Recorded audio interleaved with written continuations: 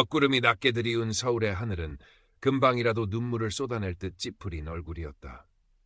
재개발 이야기가 나온 지 십수년은 좋게 넘었지만 여전히 낡고 허름한 다세대 주택들이 미로처럼 얽힌 골목길은 시간의 덮개를 고스란히 이고 있었다.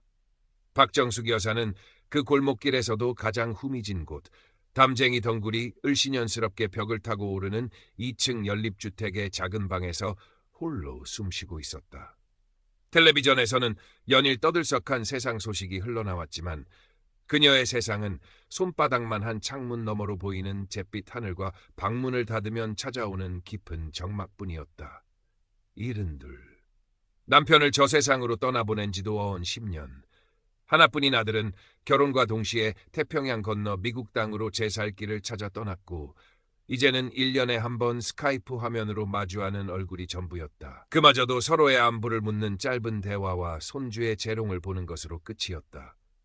아들은 늘 바빴고 며느리는 살가운 성격이 못되었다. 박정숙 여사는 애써 괜찮은 척, 아무 걱정 없는 척 밝게 웃어 보였지만 통화가 끝나고 까맣게 변한 화면 위로 비치는 자신의 앙상한 얼굴을 볼 때면 뼛속까지 시린 외로움이 파고들었다.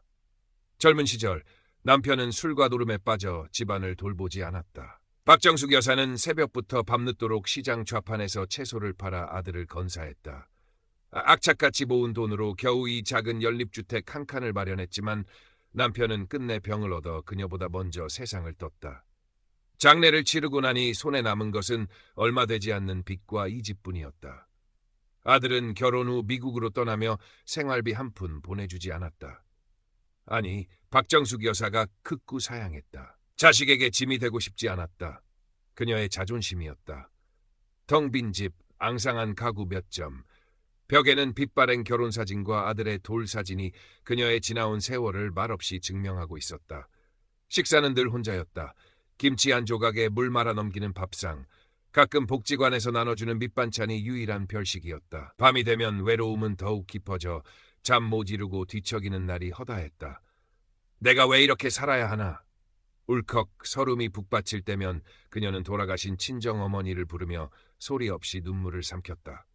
그러던 어느 날 복지관 게시판에 붙은 스마트폰 활용 교육 안내문이 그녀의 눈에 들어왔다. 주변 노인들이 너도 나도 스마트폰을 들고 다니며 손주 사진을 자랑하고 친구들과 메시지를 주고받는 모습이 부러웠던 터였다. 큰 기대 없이 시작한 교육이었지만 강사가 추천해준 황혼의 친구들이라는 온라인 커뮤니티는 그녀의 적막한 일상에 작은 파문을 일으켰다. 비슷한 처지의 노인들이 익명으로 서로의 이야기를 나누고 위로하는 공간이었다. 박정숙 여사는 서툰 솜씨로 자신의 속마음을 조금씩 털어놓기 시작했다. 자식들은 다 멀리 살고 혼자 지내는 것이 너무 외롭네요. 며칠 후 푸른솔이라는 닉네임의 사용자로부터 쪽지가 도착했다. 안녕하세요, 정숙 어머님. 우연히 어머님의 글을 읽게 되었습니다. 마치 제 마음을 읽으신 것 같아 깜짝 놀랐습니다. 저도 비슷한 외로움을 느끼고 있었거든요. 괜찮으시다면 가끔 이렇게 이야기 나눌 수 있을까요? 푸른솔은 자신을 50대 초반의 남성으로 해외에서 작은 건설 사업을 하고 있으며 아내와는 오래전에 사별했다고 소개했다. 자식들은 모두 결혼시켜 분가했고 이제는 자유롭게 살고 싶지만 가끔씩 밀려드는 공허함은 어쩔 수 없다고 했다. 그의 프로필 사진은 푸른 숲을 배경으로 환하게 웃고 있는 중년 남성의 모습이었는데 어딘지 모르게 푸근하고 신뢰감이 느껴졌다. 박정숙 여사는 설레는 마음과 조심스러운 마음이 교차하는 가운데 짧게 답장을 보냈다. 그것이 시작이었다. 박정숙 여사와 유민준 푸른솔의 본명이라고 했다은 매일같이 메시지를 주고받았다. 처음에는 일상적인 안부나 날씨 이야기로 시작했지만 대화는 점차 깊어졌다. 유민준은 박정숙 여사가 겪어온 고된 세월과 현재의 외로움에 진심으로 귀 기울여 주었다. 마치 그녀의 오랜 친구처럼 때로는 다정한 아들처럼 그녀의 아픔에 공감해 주었다. 아침이면 어머님, 간밤에 좋은 꿈 꾸셨습니까? 오늘 하루도 행복으로 가득하시길 바랍니다라는 따뜻한 메시지가 도착했고 저녁이면 오늘 하루도 수고 많으셨습니다. 편안한 밤 되십시오라는 인사가 어김없이 그녀의 스마트폰 화면을 밝혔다. 그는 박정숙 여사가 좋아하는 옛 노래나 아름다운 시 구절을 찾아 보내주기도 했고, 그녀가 젊은 시절 시장에서 겪었던 고생담을 늘어놓을 때면 어머님 정말 대단하십니다. 그 모든 역경을 이겨내시고 자제분을 훌륭하게 키워내셨군요라며 진심으로 존경심을 표했다. 박정숙 여사는 평생 누구에게도 받아보지 못한 따뜻한 관심과 칭찬에 눈시울이 붉어지곤 했다. 특히 유민준이 자신을 어머님이라고 부를 때면 마치 멀리 있는 아들이 돌아온 것 같은 착각에 빠지기도 했다. 그녀는 유민준에게 자신의 깊은 속내를 털어놓기 시작했다. 남편에 대한 원망, 아들에 대한 서운함, 홀로 늙어가는 것에 대한 두려움까지. 유민준은 단 한 번도 그녀의 말을 자르거나 평가하지 않았다. 그저 묵묵히 들어주고 어머님 마음 제가 다 압니다. 얼마나 힘드셨겠습니까? 라며 따뜻하게 위로했다. 박정숙 여사는 유민준과의 대화를 통해 마치 막혔던 가슴이 뻥 뚫리는 듯한 해방감을 느꼈다. 그는 그녀의 유일한 탈출구이자 위안이었다. 밤늦도록 스마트폰을 붙들고 그의 메시지를 기다리는 것은 이제 그녀 삶의 가장 중요한 일과가 되었다. 젊은 시절 친척에게 전 재산을 사기당했던 아픈 기억 때문에 사람을 쉽게 믿지 않으려 했던 그녀였지만 유민준 앞에서는 모든 경계심이 허물어졌다. 그는 분명 진심으로 자신을 이해하고 걱정해주는 좋은 사람일 거라고 굳게 믿었다. 어느덧 두 사람이 메시지를 주고받은 지 석 달이 넘어가고 있었다. 유민준은 박정숙 여사에게 전화를 걸어와 그녀의 목소리를 듣고 싶다고 했다. 떨리는 마음으로 전화를 받은 박정숙 여사는 유민준의 낮고 부드러운 목소리에 또 한 번 깊은 신뢰감을 느꼈다. 그는 마치 오래전부터 알고 지낸 사람처럼 편안하고 다정했다. 어머님, 제가 조만간 한국의 중요한 사업 계약 건으로 잠시 귀국할 예정입니다. 다른 일정 다 제쳐두고 어머님부터 찾아뵙고 싶습니다. 따뜻한 식사 한 끼 꼭 대접하고 싶은데 괜찮으시겠습니까? 유민준의 갑작스러운 제안에 박정숙 여사는 가슴이 두근거렸다. 드디어 그를 직접 만날 수 있다는 생각에 며칠 밤을 설레며 뒤척였다. 어떤 옷을 입고 나가야 할지, 무슨 이야기를 나눠야 할지 마치 첫사랑을 만나는 소녀처럼 들떴다. 하지만 약속한 날짜가 코앞으로 다가왔을 때 유민준의 목소리가 다급하게 그녀의 스마트폰을 울렸다. 어머님, 정말 큰일 났습니다. 제가 지금 공항세관에 발이 묶였습니다. 서류상에 작은 문제가 생겨서 통관이 지연되고 있는데 당장 현금이 좀 필요합니다. 제가 가진 달러는 당장 환전이 어렵고 정말 면목 없지만 혹시 200만 원 정도만 급히 빌려주실 수 없을까요? 내일 오전 중으로 세관 문제 해결되는 대로 이자까지 넉넉히 얹어서 바로 송금해드리겠습니다. 어머니 같은 분께 이런 염치 없는 부탁드리게 되어 정말 죄송하고 또 죄송합니다. 하지만 지금 어머님밖에 도와주실 분이 안 계십니다. 유민준의 목소리는 평소와 달리 몹시 불안하고 절박해 보였다. 박정숙 여사는 순간 머리가 하얘지는 것을 느꼈다. 200만 원. 그녀에게는 결코 적은 돈이 아니었다. 과거 친척에게 돈을 떼었던 기억이 섬광처럼 스쳐 지나갔다. 하지만 전화기 너머로 들려오는 그의 애타는 목소리, 그리고 그동안 쌓아온 깊은 정과 신뢰가 그녀의 이성적인 판단을 흐리게 만들었다. 설마 민준 씨가 나에게 거짓말을 하겠어. 이렇게까지 진심으로 나를 걱정해주고 위로해줬는데 지금 얼마나 난처한 상황일까. 내가 도와주지 않으면 누가 도와주겠어. 그녀는 아들 내외에게는 비밀로 하고 장롱 깊숙한 곳에 비상금으로 넣어두었던 낡은 봉투를 꺼냈다.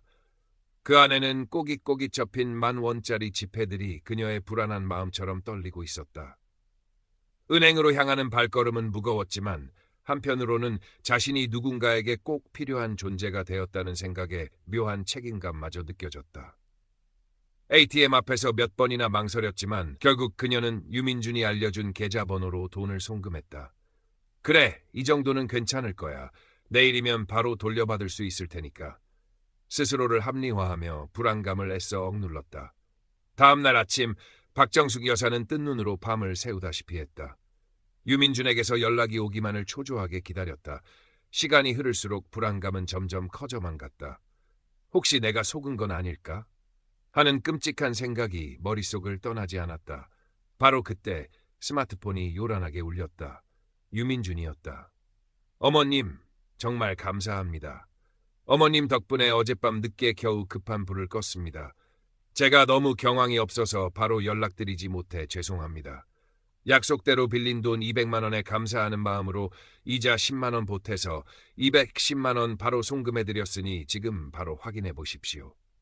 어머님의 은혜는 평생 잊지 않겠습니다. 역시 어머님은 저에게 하늘이 내려주신 귀인이십니다.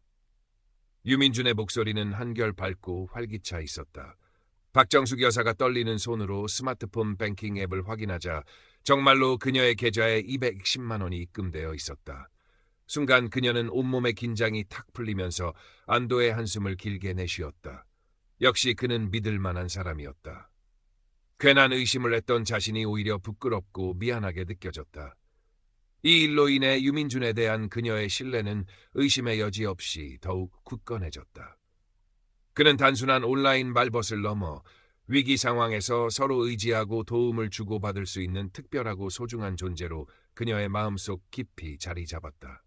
그 후 유민준은 더욱 적극적으로 박정숙 여사에게 다가왔다. 그는 자신이 현재 베트남 다낭에서 진행 중이라는 대규모 리조트 개발 사업에 대해 자주 이야기했다. 푸른 바다와 백사장이 펼쳐진 아름다운 휴양지에 한국인 관광객들을 위한 최고급 빌라와 편의시설을 짓는 사업인데 이미 한국의 유명 연예인들과 자산가들이 앞다투어 투자하고 있으며 소액 개인 투자자들의 반응도 폭발적이라고 했다. 어머님, 제가 어머님께만 정말 특별하고 은밀한 정보를 하나 드리려고 합니다. 사실 이 리조트 사업에 저희 회사 임직원들과 가족들을 위한 비공개 특별 분양 물량이 조금 남아 있습니다. 수익률이 어마어마해서 일반에는 절대 공개하지 않는 물건인데 제가 어머님을 친어머니처럼 생각하기 때문에 특별히 기회를 드리고 싶은 겁니다. 이 사업에 투자하시면 어머님 노후 걱정은 제가 확실하게 끝내드릴 수 있습니다. 매달 연금처럼 따박따박 배당금이 나올 거고 원하시면 언제든 리조트에 오셔서 편안하게 쉬실 수도 있습니다. 지금이 아니면 다시 없을 마지막 기회입니다. 유민준이 보내준 사업 계획서는 너무나 그럴듯해 보였다. 푸른 바다를 배경으로 한 화려한 리조트 조감도 사진들은 당장이라도 그곳으로 달려가고 싶은 마음을 불러일으켰고 복잡한 숫자로 채워진 수익률 분석표는 마치 황금알을 낳는 거위를 눈앞에 보는 듯한 착각을 불러일으켰다. 심지어 유명 정치인이나 기업 총수와 함께 찍었다는 유민준의 사진, 그리고 다른 투자자들이 보냈다는 감사 메시지까지 첨부되어 있었다. 박정숙 여사는 가슴이 터질 것처럼 두근거리기 시작했다. 평생 돈 걱정 없이 살아보는 것, 자식들에게 손 벌리지 않고 당당하고 여유로운 노후를 보내는 것. 그것은 그녀가 평생 동안 꿈꿔왔지만 감히 상상조차 할 수 없었던 일이었다. 하지만 초기 투자금은 자그마치 3천만 원. 그녀에게는 그야말로 하늘이 무너질 만큼 거대한 액수였다. 민준 씨, 나는 그렇게 큰 돈이 없어요. 내가 가진 것이라고는 이 낡은 집 한 채와 얼마 안 되는 예금이 전부인데. 박정숙 여사가 힘없이 말하자 유민준은 마치 다 이해한다는 듯 부드러운 목소리로 그녀를 안심시켰다. 어머님, 너무 걱정하지 마십시오. 방법은 얼마든지 있습니다. 혹시 가지고 계신 정기예금이나 보험 같은 거 있으시면 일단 그걸로 시작하시고 부족한 부분은 제가 다른 VIP 투자자들에게 양해를 구해서 어머님 몫으로 조금씩 배정받아 보겠습니다. 어머님은 저에게 정말 특별한 분이니까요. 제가 어떻게든 어머님께 이 좋은 기회를 드리고 싶습니다.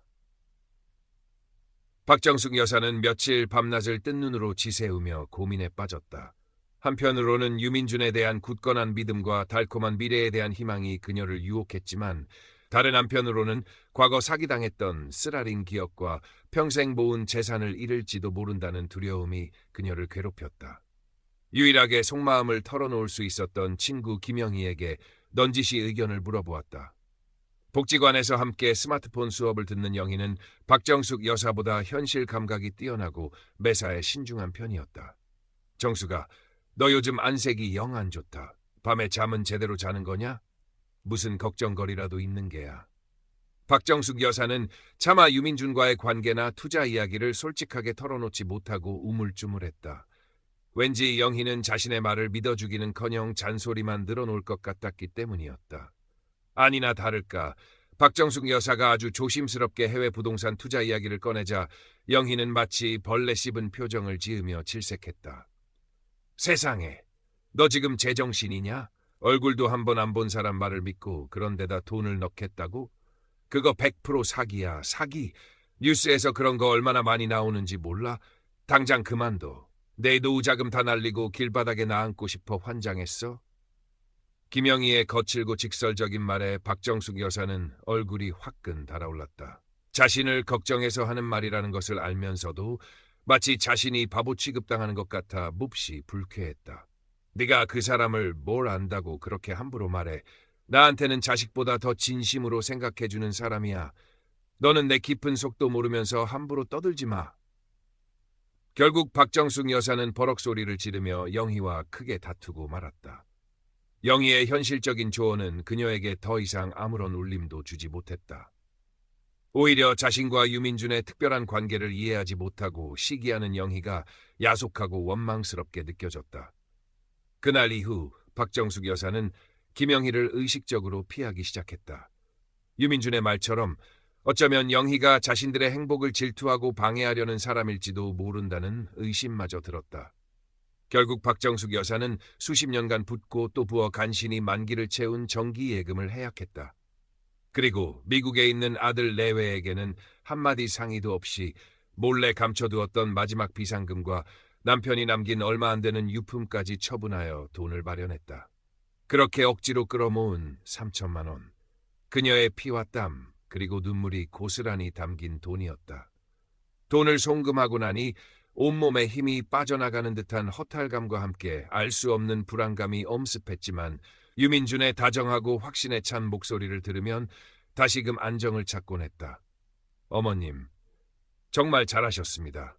이제 우리는 단순한 친구 사이가 아니라 미래를 함께 만들어갈 경제 공동체입니다. 제가 어머님의 남은 여생을 황금빛으로 찬란하게 만들어드리겠습니다. 조금만 참고 기다리시면 곧 어마어마한 수익금이 어머님 통장으로 입금될 겁니다. 그때까지만 이 사실은 우리 둘만의 비밀로 간직해 주십시오. 그의 말은 마법의 주문처럼 박정숙 여사의 불안한 마음을 잠재웠다. 그녀는 유민준이 설계해준 장밋빛 미래를 현실처럼 믿으며 하루하루를 손꼽아 기다렸다. 통장 잔고는 거의 바닥을 드러냈지만 마음만은 세상 그 누구보다 부자가 된 것 같은 착각에 빠져 있었다. 얼마 지나지 않아 유민준에게서 또다시 다급한 목소리에 전화가 걸려왔다. 그의 목소리는 평소와 달리 잔뜩 쉬어 있었고 몹시 지쳐 보였다. 어머님, 정말 큰일 날 뻔했습니다. 저희 사업이 워낙 잘 되다 보니 경쟁업체에서 시샘을 해서 온갖 더러운 방법으로 우리 사업을 방해하려고 혈안이 되어 있습니다. 지금 당장 긴급 운영 자금을 추가로 확보하지 못하면 그동안 우리가 공들여 쌓아올린 모든 것이 한순간에 물거품이 될 수도 있습니다. 이번 고비만 잘 넘기면 정말 상상도 못할 만큼 막대한 수익이 발생하는데 어머님, 정말 면목 없지만 마지막으로 한 번만 더 저를 믿고 도와주십시오. 이것이 정말 마지막 부탁입니다. 유민준은 박정숙 여사에게 현재 살고 있는 유일한 재산인 연립주택을 담보로 대출을 받으라고 끈질기게 종용했다. 박정숙 여사는 그 말을 듣는 순간 하늘이 무너져 내리는 듯한 절망감을 느꼈다. 다른 것은 다 잃어도 이 집만큼은 지키고 싶었다. 남편과 함께했던 추억이 고스란히 담긴 그리고 언젠가 아들이 돌아오면 함께 살아야 할 마지막 보금자리였기 때문이었다. 민준 씨, 다른 건 몰라도 집은 안 돼요. 이건 정말 안 됩니다. 그녀의 목소리는 절규에 가까웠다. 하지만 유민준은 포기하지 않고 더욱 집요하게 그녀를 설득했다. 그의 목소리에는 평소의 다정함 대신 차가운 강함마저 느껴졌다. 어머님, 지금 그런 한가한 소리 하실 때가 아닙니다. 이 집은 이제 어머님 개인의 집이 아닙니다. 우리 두 사람의 빛나는 미래를 위한 가장 확실하고 안전한 투자입니다. 제가 모든 것을 책임지고 지금 투자하시는 금액의 2배, 아니 3배로 불려서 반드시 돌려드리겠습니다. 어머님, 저를 못 믿으시는 겁니까? 제가 그동안 어머님께 어떻게 해드렸는지 벌써 잊으신 겁니까? 그는 박정숙 여사를 더욱 철저하게 주변과 고립시키기 위해 이렇게 덧붙였다. 어머님, 이 사실은 하늘이 두 쪽 나도 아무에게도, 특히 자제분이나 김영희 씨 같은 분들에게는 절대로 말씀하시면 안 됩니다. 우리 사이의 특별한 관계와 이 중대한 사업 내용을 알게 되면 그들이 틀림없이 시기하고 방해하려 들 겁니다. 우리는 서로의 손을 굳게 잡고 오직 서로만 믿고 이 난관을 헤쳐나가야 합니다. 아시겠습니까? 박정숙 여사는 며칠 밤을 뜬 눈으로 지새우며 고뇌했다. 머릿속은 온통 뒤죽박죽이었다. 한쪽에서는 이건 미친 짓이야. 당장 멈춰야 해. 라고 이성이 절규했지만 다른 한쪽에서는 민준 씨는 나를 배신하지 않을 거야. 이번이 정말 마지막 기회일지도 몰라. 여기서 포기하면 이미 투자한 3천만 원마저 모두 날리게 될 거야. 라는 절박한 희망과 공포가 그녀를 뻗어맸다. 만약 유민준의 말이 사실이라면 그녀는 평생 꿈꿔왔던 안락한 노후를 맞이할 수 있을 터였다. 하지만 만약 결국 그녀는 유민준의 끊임없는 감언이설과 교묘한 심리적 압박에 못 이겨 마치 홀린 사람처럼 은행으로 향했다. 떨리는 손으로 대출 신청 서류에 도장을 찍을 때 그녀의 눈에서는 뜨거운 눈물이 하염없이 흘러내렸다. 그렇게 마련한 거액의 돈을 다시 유민준이 지정한 낯선 이름의 계좌로 송금했다. 이제 그녀에게는 정말로 아무것도 남지 않았다. 텅 빈 통장과 언제 경매로 넘어갈지 모르는 빚더미에 올라앉은 낡은 집뿐이었다. 모든 것을 걸었다. 그녀의 남은 인생 전부를. 유민준은 박정숙 여사를 안심시키려는 듯 며칠 뒤 어머님, 이번에 추가 투자해 주신 덕분에 정말 큰 위기를 넘겼습니다. 감사하는 마음으로 우선 급하게 마련한 배당금 일부입니다. 약소하지만 우선 급한데 먼저 쓰십시오라며 100만 원을 그녀의 통장으로 보내왔다. 박정숙 여사는 그 돈을 받고 잠시나마 지옥 같았던 불안감에서 벗어나 한숨을 돌릴 수 있었다. 그는 역시 약속을 지키는 사람이었다. 이제 모든 것이 잘 될 거라고 그녀는 마지막 남은 한 가닥 희망을 붙잡고 스스로를 필사적으로 다독였다. 드디어 유민준이 약속한 대규모 수익금 지급일이 밝았다. 박정숙 여사는 며칠 전부터 제대로 잠을 이루지 못했다. 오늘이면 그동안의 모든 마음고생이 눈 녹듯 사라지고 꿈에 그리던 행복한 노후가 펼쳐질 것이라고 생각하니 가슴이 벅차올라 견딜 수가 없었다. 아침 일찍부터 목욕 재개하고 가장 아끼는 외출복으로 갈아입은 뒤 스마트폰만 뚫어져라 쳐다보며 유민준의 연락을 애타게 기다렸다. 하지만 오전이 지나고 점심시간이 다 되도록 그에게서는 아무런 소식도 없었다. 불안한 마음에 먼저 전화를 걸어보았지만 지금은 전화를 받을 수 없습니다. 라는 기계적인 안내 음성만 흘러나올 뿐이었다. 카카오톡 메시지를 보내도 일자는 좀처럼 사라지지 않았다. 뭔가 바쁜 일이 생긴 거겠지. 큰돈이 오고 가는 날이니 얼마나 정신없고 예민하겠어. 박정숙 여사는 애써 태연한 척하며 초조한 마음을 달랬지만 심장은 마치 북을 치듯 불안하게 쿵쾅거리고 있었다. 시간이 흐를수록 피가 마르는 듯한 공포감이 엄습해왔다. 저녁이 되고 밤이 깊어가도록 유민준에게서는 끝내 아무런 연락도 오지 않았다.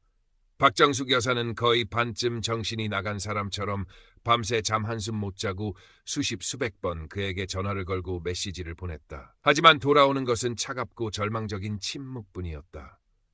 다음 날 아침, 격한 눈으로 밤을 새운 박정숙 여사는 거의 실신 직전의 상태였다. 마지막 남은 신락 같은 희망을 부여잡고 다시 유민준에게 전화를 걸었다. 그런데 어제와는 전혀 다른 등골을 오싹하게 만드는 안내 음성이 흘러나왔다. 지금 거신 번호는 없는 번호이거나 고객의 요청으로 당분간 착신이 정지되어 있습니다. 설마 하는 마음에 카카오톡을 확인하자 푸른 숲을 배경으로 환하게 웃고 있던 유민준의 프로필 사진은 온데간데 없이 사라져 있었고 푸른 소리라는 닉네임의 계정은 알 수 없는 사용자로 바뀌어 있었다. 그 순간 박정숙 여사는 온몸에 피가 싸늘하게 식어버리는 것을 느꼈다. 모든 것이 거짓이었다. 다정했던 목소리, 진심 어린 위로와 공감, 장밋빛 미래에 대한 달콤한 약속까지도 전부. 자신이 얼마나 어리석고 처참하게 기만당했는지를 평생을 바쳐 모은 전 재산을 한순간에 허공으로 날려버렸다는 끔찍하고 잔인한 현실을 그제야 뼈저리게 깨달았다. 박정숙 여사는 그 자리에 주저앉아 어린아이처럼 목 놓아 울부짖었다. 믿었던 사람에게 철저히 배신당했다는 충격과 모든 것을 송두리째 잃어버렸다는 절망감, 그리고 바보같이 속아 넘어간 자신에 대한 참을 수 없는 자책감과 수치심이 한꺼번에 그녀를 덮쳤다. 좁고 허름한 방 안, 그녀의 처절하고도 애끓는 울음소리만이 텅 빈 공간을 공허하게 울리며 메아리쳤다. 며칠을 꼬박 식음을 전폐하고 눈물로 밤낮을 지새우던 박정숙 여사를 찾아온 것은 뜻밖에도 김영희였다. 박정숙 여사와 갑자기 연락이 끊긴 것을 이상하게 여겨 걱정스러운 마음에 집까지 찾아온 것이었다. 문을 열고 들어선 김영희는 생기를 모두 잃고 폐인처럼 변해버린 친구의 모습에 모든 것을 직감하고 말문이 막혔다. 그녀는 아무 말 없이 박정숙 여사의 앙상한 등을 가만히 쓸어주며 함께 눈물을 흘렸다. 그리고 한참 후에야 떨리는 손으로 박정숙 여사를 부축해 간신히 경찰서 문턱을 넘었다. 경찰서에서 돌아오는 길, 박정숙 여사의 발걸음은 천근만근 무겁기만 했다.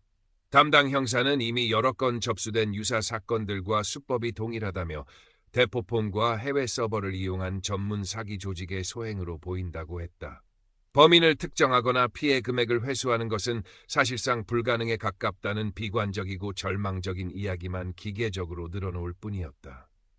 마지막 한 가닥 희망마저 산산조각이 난 박정숙 여사는 텅 빈 눈으로 초점 없이 허공만 멍하니 바라보았다. 온 세상이 잿빛으로 보였다.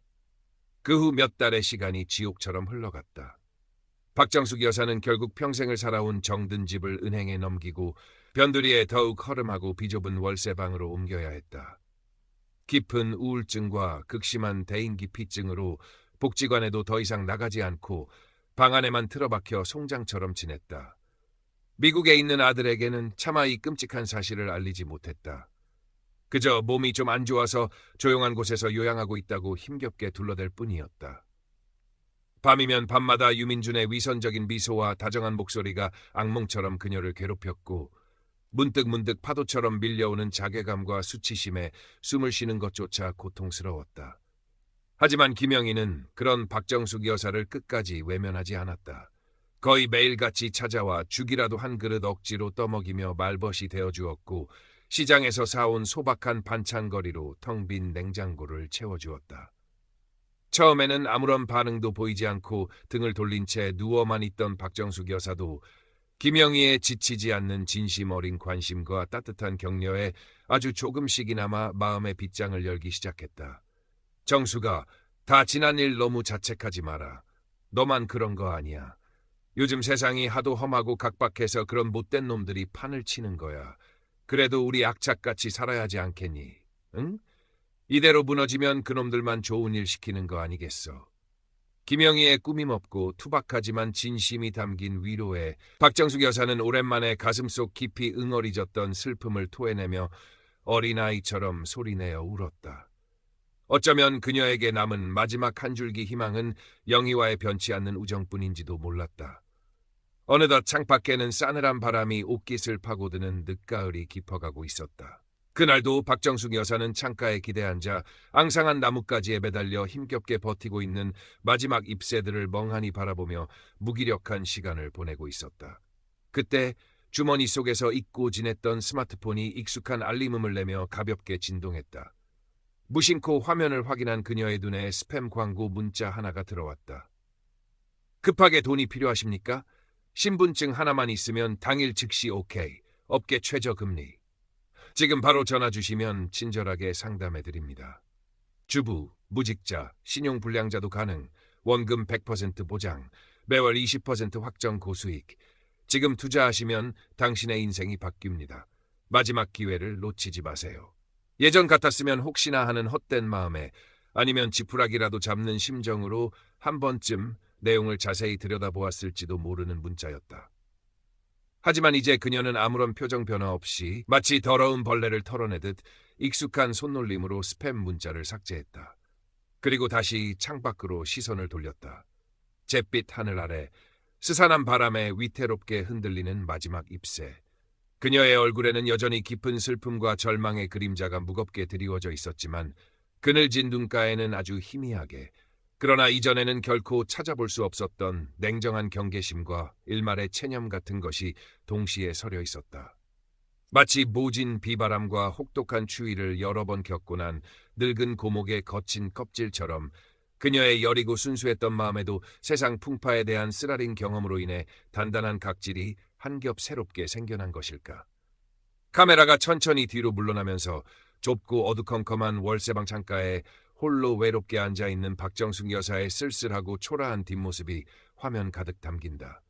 그리고 그 순간 또다시 정적을 깨고 울리는 스마트폰의 스팸 문자 알림음이 마치 끝나지 않을 것 같은 악몽의 속삭임처럼 희미하게 그러나 끊임없이 방안을 차갑게 맴돈다.